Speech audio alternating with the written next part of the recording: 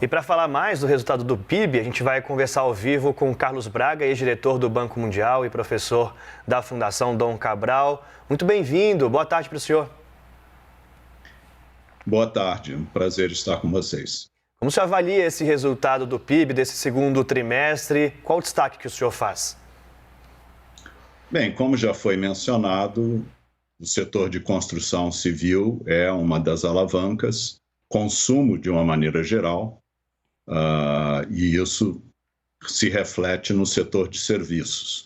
A história é que, se a gente compara quais eram as previsões de crescimento do PIB no início desse ano, o setor financeiro apostava em algo da ordem de 0,5%. No momento, as apostas já estão por volta até superiores a 2%. Agora, é importante reconhecer que parte disso está associado a essa política de expansionismo fiscal, seja a PEC das bondades, seja as medidas com relação ao fundo de garantia, seja a antecipação do 13º salário. Tudo isso, vamos dizer assim, a partir do quarto trimestre, nós vamos observar qual é, na realidade, a verdadeira cara do Brasil e, certamente, vamos assistir uma desaceleração em 2023. Mas é um bom resultado do ponto de vista do que eram as expectativas no início do ano. Professor, você falou então dessas medidas, fiscais que foram tomadas e como que isso pode acontecer e continuar no ano que vem. De certa forma, elas podem ter algum impacto negativo para o ano que vem? Certamente, né?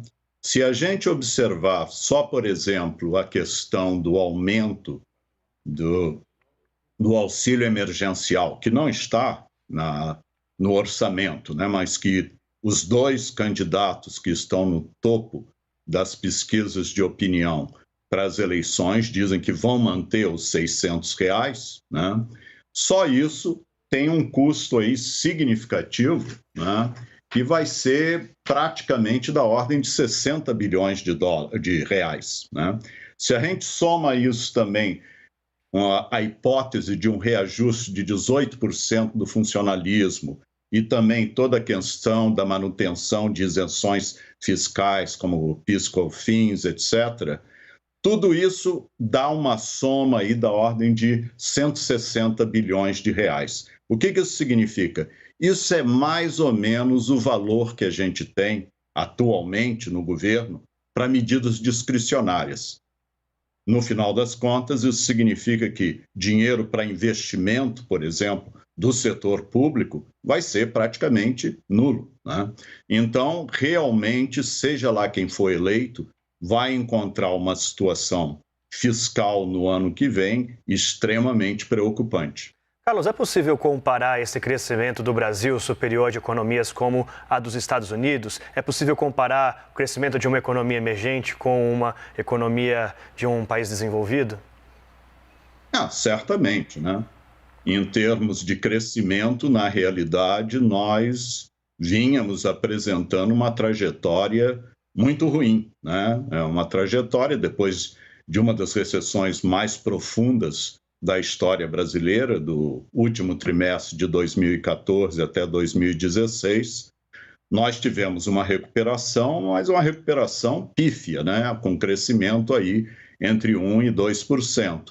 E aí veio a pandemia, que obviamente afetou todo mundo, não apenas o Brasil. Eu diria até que, do ponto de vista de política econômica, o Brasil ganha boas notas, não apenas em termos de expansão fiscal, mas também, quando a situação ficou mais controlada, o Banco Central brasileiro saiu à frente dos bancos centrais de países industrializados, reconhecendo o impacto sobre a inflação.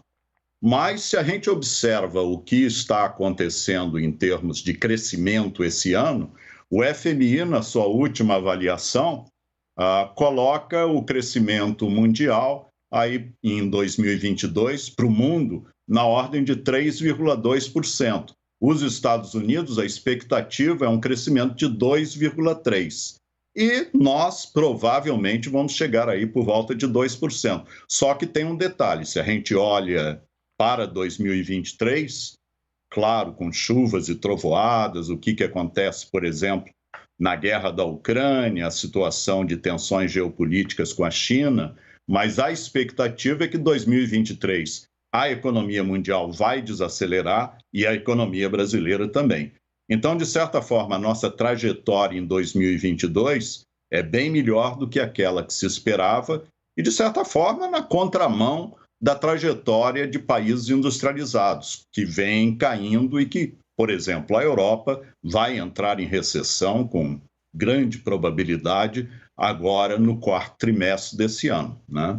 O Brasil, no entanto, vai ter que pagar essa conta em 2023. Então, as expectativas de crescimento para 2023, se a gente utiliza os dados do FMI, por exemplo, é que iria de 1,7, essa é a previsão do FMI para 2022, para 1,1.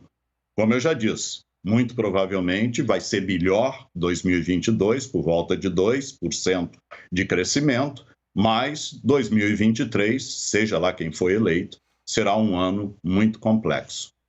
A gente conversou ao vivo com Carlos Braga, ex-diretor do Banco Mundial e professor da Fundação Dom Cabral. Professor, muito obrigada. Uma ótima tarde para o senhor. Até uma próxima. Obrigado, foi um prazer estar com vocês. Obrigada.